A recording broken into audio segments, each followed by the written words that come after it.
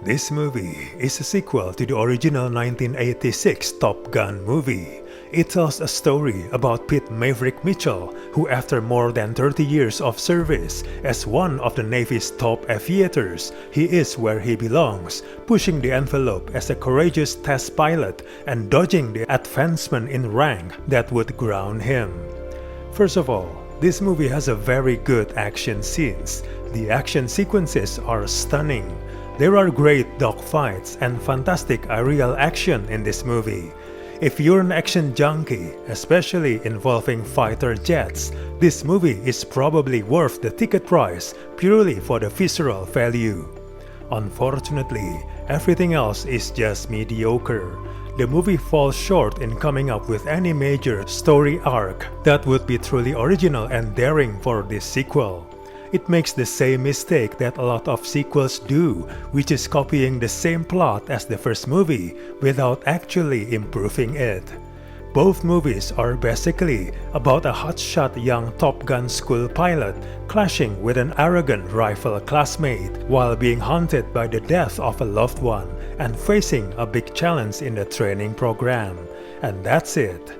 The movie is unwilling to confront the original movie's complicated political legacy or do anything that might challenge fans of the original. You could argue that a sequel should have familiar elements of its predecessor. It's probably true, but it doesn't mean that a sequel should rehash its predecessor's plot. Especially 36 years after the release of the first Top Gun movie, surely there's plenty of time to think up ways to take the movie in innovative and clever directions.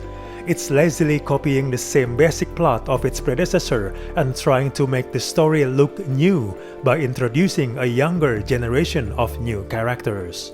Just like The Matrix Resurrection that's released recently, this movie gets trapped in the nostalgia zone. The tone is uneven for a film set in the present, not to mention the pacing is also off.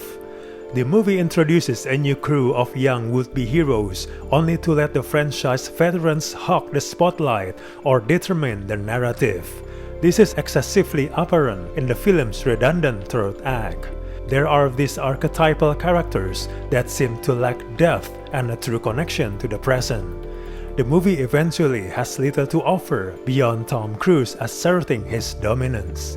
It has little substance and ends up with an uneven film that can be confusing at times.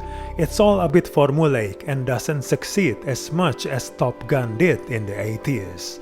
Overall, if you love fantastic aerial flight sequences, this movie is probably the right one for you.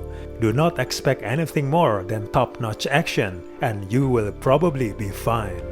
But if you're expecting fantastic story and characters, just skip this movie in theaters and wait on your streaming service.